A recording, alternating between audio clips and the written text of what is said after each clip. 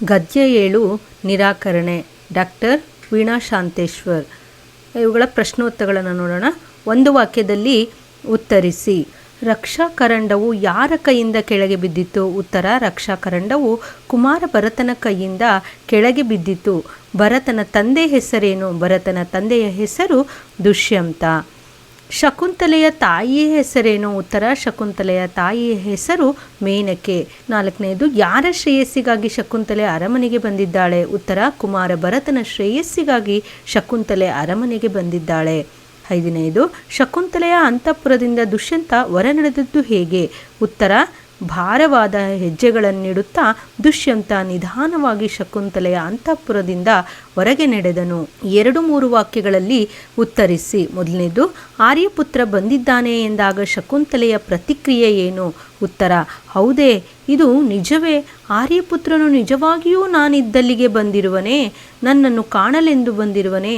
ತನ್ನೊಂದಿಗೆ ಕರೆದೊಯ್ಯಲೆಂದು ಬಂದಿರುವನು ನಿಜವಾಗಿಯೂ ಮಹಾರಾಜ ದುಷ್ಯಂತನೇ?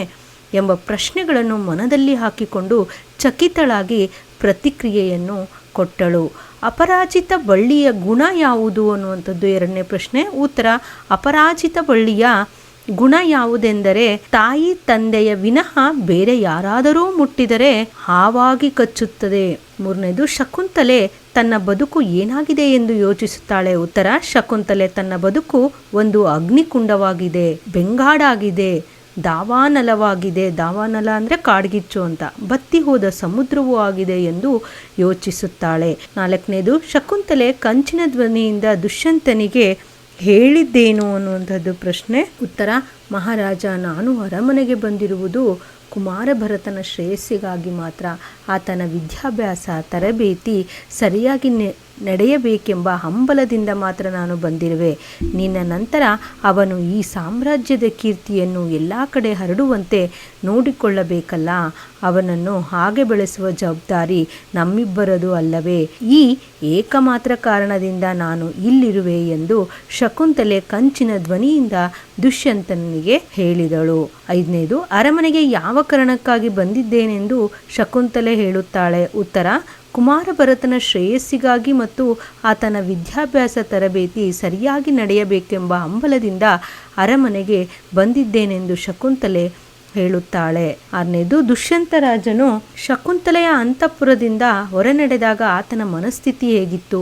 ಉತ್ತರ: ರಾಜನು ಶಕುಂತಲೆಯ ಅಂತಃಪುರದಿಂದ ಹೊರನಡೆದಾಗ ಆತನ ಮನಸ್ಥಿತಿ ತಾನು ಇಷ್ಟು ವರ್ಷ ಶಕುಂತಲೆಯನ್ನು ತೊರೆದಿದ್ದಕ್ಕಾಗಿ ಅವನು ಅಪರಾಧಿ ಮನೋಭಾವನೆ ತಳೆದಿದ್ದನು. ಪಾಪ ಪ್ರಜ್ಞೆಯಿಂದ ಅವನ ಮನಸ್ಸು ಹೃದಯ ಭಾರವಾಗಿತ್ತು. 5-6 ವಾಕ್ಯಗಳಲ್ಲಿ ಉತ್ತರಿಸಿ. 1ನೇದು, ಶಕುಂತಲೆ ತನ್ನ ಬದುಕನ್ನು ಅರ್ಥೈಸಿಕೊಂಡದ್ದು ಹೇಗೆ? ತಿಳಿಸಿ. ಉತ್ತರ: ಮಹಾರಾಜ ದುಷ್ಯಂತ ತಾನೇ ಶಕುಂತಲೆಯನ್ನು ತನ್ನ ಅರಮನೆಗೆ ಕರೆಯಲು ಬಂದಾಗ ಶಕುಂತಲೆ ನಿರಾಕರಿಸುತ್ತಾಳೆ.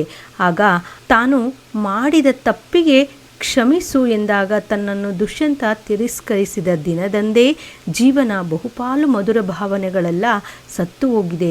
ಅಂದಿನಿಂದ ಇಂದಿನವರೆಗೂ ನಿರಂತರವಾಗಿ ಶಕುಂತಲೆಯ ಬದುಕು ಒಂದು ಅಗ್ನಿಕುಂಡವಾಗಿದೆ, ಬೆಂಗಾಡಾಗಿದೆ, ದಾವಾನಲವಾಗಿದೆ, ಬತ್ತಿ ಹೋದ ಸಮುದ್ರವೂ ಆಗಿದೆ ಎಂದು ಶಕುಂತಲೆ ತನ್ನ ಬದುಕನ್ನು ಅರ್ಥೈಸಿಕೊಂಡಿದ್ದಳು. ದುಷ್ಯಂತ ಮತ್ತು ಶಕುಂತಲೆಯ ನಡುವೆ ಅಂತಃಪುರದಲ್ಲಿ ನಡೆದ ಮಾತುಗಳನ್ನು ವಿವರಿಸಿ.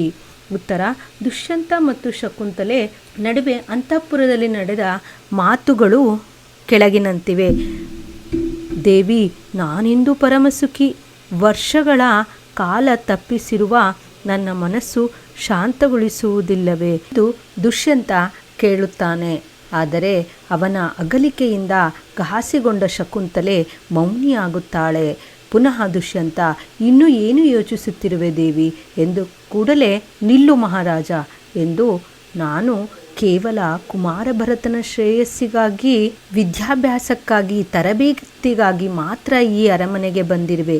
ಈ ಸಾಮ್ರಾಜ್ಯದ ಕೀರ್ತಿಯನ್ನು ಕಾಪಾಡುವುದು ನಮ್ಮ ಕರ್ತವ್ಯ ಎಂದಳು. ಇದೇನು ದೇವಿ, ನನ್ನನ್ನು ಇನ್ನೂ ಕ್ಷಮಿಸಲಿಲ್ಲವೇ ಎಂಬ ದುಷ್ಯಂತನ ಪ್ರಶ್ನೆಗೆ ನಿನಗೆ ಸಮಾಧಾನ ಸಿಗುವುದಾದರೆ ಕ್ಷಮಿಸುತ್ತೇನೆ ಎಂದಳು. ತನ್ನ ಈ ತಪ್ಪಿಗೆ ಕಾರಣ ದುರ್ವಾಸ ಮುನಿಗಳ ಶಾಪ ಎಂದು ಸಮರ್ಥಿಸಿಕೊಂಡ ದುಷ್ಯಂತನಿಗೆ ಶಕುಂತಲೆ ಕ್ಷುಲ್ಲಕ ನೆಪಕ್ಕೆ ಹೆಣ್ಣನ್ನು ದೂರ ಮಾಡುವುದಾದರೆ ಪ್ರೀತಿಗೆ ಅರ್ಥವಿಲ್ಲ. ಇಂಥವನನ್ನು ನನ್ನ ಆತ್ಮಸಾಕ್ಷಿ ವಿರುದ್ಧ ಮತ್ತೆ ಇರಲಾರೆ ಎಂದು ನುಡಿಯುತ್ತಾಳೆ. ದುಷ್ಯಂತನನ್ನು ನಿರಾಕರಿಸಲು ಶಕುಂತಲೆ ಕೊಡುವ ಕಾರಣಗಳೇನು ತಿಳಿಸಿ. ಉತ್ತರ: ತಾನು ಮಾಡಿದ ತಪ್ಪಿನಿಂದ ಸುಲಭವಾಗಿ ಪಾರಾಗಲು ಪುರುಷನಿಗೆ ನೂರಾರು ದಾರಿಗಳಿವೆ. ಜವಾಬ್ದಾರಿ ತಪ್ಪಿಸಿಕೊಳ್ಳಲು ಹಲವು ಮಾರ್ಗಗಳಿವೆ. ಪುರುಷನ ತಪ್ಪನ್ನು ಸಮಾಜ ಒಪ್ಪಿಕೊಳ್ಳುವುದೂ ಇಲ್ಲ. ಕ್ಷುಲ್ಲಕ ನೆಪದಿಂದ ಒಬ್ಬ ಗಂಡಸು ಹೆಣ್ಣನ್ನು ದೂರ ಮಾಡುವುದಾದರೆ ಈ ಪ್ರೀತಿಗೆ ಅರ್ಥವಿಲ್ಲ. ಅಂಥವನನ್ನು ಕೂಡಲು ತನ್ನ ಆತ್ಮಸಮ್ಮಾನ ಒಪ್ಪುವುದಿಲ್ಲ. ಹೆಣ್ಣಾಗಿ ತಾನು ಆತ್ಮಸಾಕ್ಷಿಗೆ ವಿರುದ್ಧವಾಗಿ ವರ್ತಿಸಲಾರೆ ಎಂದೆಲ್ಲ ಕಾರಣಗಳನ್ನು ಕೊಟ್ಟು ಶಕುಂತಲೆ ದುಷ್ಯಂತನನ್ನು ನಿರಾಕರಿಸುತ್ತಾಳೆ. 4ನೇದು, ನಿರಾಕರಣೆ ಕಥೆಯಲ್ಲಿ ಬರುವ ಶಕುಂತಲೆಯ ವ್ಯಕ್ತಿತ್ವವನ್ನು ವಿವರಿಸಿ. ಉತ್ತರ: ಗಾಂಧರ್ವ ವಿವಾಹವಾದ ದುಷ್ಯಂತ ಉಂಗುರದ ಕಾರಣ ಕೊಟ್ಟು ಶಕುಂತಲೆಯನ್ನು ನಿರಾಕರಿಸುತ್ತಾನೆ. ಆದರೆ ಶಕುಂತಲೆಯದು ಧೀಮಂತ ವ್ಯಕ್ತಿತ್ವ. ದುಷ್ಯಂತನ ರೂಪಕ್ಕೆ, ಮೃದುವಾದ ಮಾತುಗಳಿಗೆ ಮಾರುಹೋಗಿ ತನ್ನನ್ನು ಸಂಪೂರ್ಣವಾಗಿ ಒಪ್ಪಿಸಿಕೊಂಡಂಥವಳನ್ನು ಮರೆತು ಬಿಟ್ಟು ತುಂಬು ಗರ್ಭಿಣಿಯಾಗಿ ತನ್ನ ಅರಮನೆಗೆ ಬಂದ ಮಡದಿಯನ್ನು ದುಷ್ಯಂತ ಅವಮಾನಿಸಿ ಹೊರ ಕಳಿಸಿದಾಗ ಅಲ್ಲಿ ಹಾಗೂ ಸಮಾಜದಲ್ಲಿ ತನಗಾದ ಅವಮಾನಕ್ಕೆ ಅನುಭವಿಸಿದ ಯಾತನೆಗೆ ಶಕುಂತಲೆ ಭೂಮಿಗಿಳಿದು ಹೋಗಿದ್ದಳು. ಮತ್ತೆ ಕರೆಯಲು ಬಂದ ದುಷ್ಯಂತನೊಡನೆ ಕೇವಲ ತನ್ನ ಮಗ ಭರತನ ಶ್ರೇಯಸ್ಸಿಗೋಸ್ಕರ ಅವನ ಅರಮನೆಗೆ ಬಂದು ತಾಯಿಯ ಕರ್ತವ್ಯವನ್ನು ಪಾಲಿಸಿ ಕ್ಷುಲ್ಲಕ ಕಾರಣಕ್ಕಾಗಿ ತುಂಬು ಗರ್ಭಿಣಿಯನ್ನು ದೂರ ಮಾಡಿದ ಗಂಡಸಿನ ಪ್ರೀತಿಗೆ ಅರ್ಥವಿಲ್ಲ. ಅಂಥವನನ್ನು ಕೂಡಲು ತನ್ನ ಸಮ್ಮಾನ ಒಪ್ಪುವುದಿಲ್ಲವೆಂದು ತನ್ನ ಆತ್ಮಸಾಕ್ಷಿಗೆ ವಿರುದ್ಧವಾಗಿ ವರ್ತಿಸದೆ ತನ್ನ ನಿರ್ಧಾರವನ್ನು ದುಷ್ಯಂತನಿಗೆ ತಿಳಿಸಿ ದುಷ್ಯಂತನನ್ನು ನಿರಾಕರಿಸುತ್ತಾಳೆ. ಇಷ್ಟೆಲ್ಲವನ್ನೂ ಮಾಡಿದ ಶಕುಂತಲೆಯದು ನಿಜವಾಗಿಯೂ ತುಂಬ ವಿಶಿಷ್ಟವಾದ ಮತ್ತು ಸ್ತ್ರೀ ಕುಲಕ್ಕೆ ಮಾದರಿಯಾಗಿರುವ ವ್ಯಕ್ತಿತ್ವ ಎಂದು ಹೇಳಬಹುದು. 5ನೇದು, ಪುರುಷ ಸಮಾಜದ ಬಗ್ಗೆ ಶಕುಂತಲೆಯ ನಿಲುವೇನು. ಉತ್ತರ: ಪುರುಷ ಸಮಾಜದ ಬಗ್ಗೆ ಶಕುಂತಲೆ ಅತ್ಯಂತ ಕಠಿಣವಾದ ನಿಲುವನ್ನು ಹೊಂದಿದ್ದಾಳೆ. ಪುರುಷನಿಗೆ ತಾನು ಮಾಡಿದ ತಪ್ಪಿನಿಂದ ಪಾರಾಗಲು ನೂರಾರು ದಾರಿಗಳಿವೆ. ತನ್ನ ಅನುಚಿತ ವರ್ತನೆಯಿಂದ ಬೇರೆಯವರಿಗೆ ನೋವಾದರೆ ಅದಕ್ಕೂ ಹಲವು ಮಾರ್ಗಗಳಿವೆ. ಪುರುಷ ತಪ್ಪು ಮಾಡಿದನೆಂದು ನಮ್ಮ ಸಮಾಜ ಗಂಭೀರವಾಗಿ ಪರಿಗಣಿಸುವುದಿಲ್ಲ. ಕಾರಣ ಆತ ಲಜ್ಜಿತನಾಗುವುದಿಲ್ಲ ಎಂದು ಪುರುಷ ಸಮಾಜದ ಬಗ್ಗೆ ಶಕುಂತಲೆ ಕಠಿಣವಾದ ನಿಲುವನ್ನು ತಾಳಿದ್ದಾಳೆ.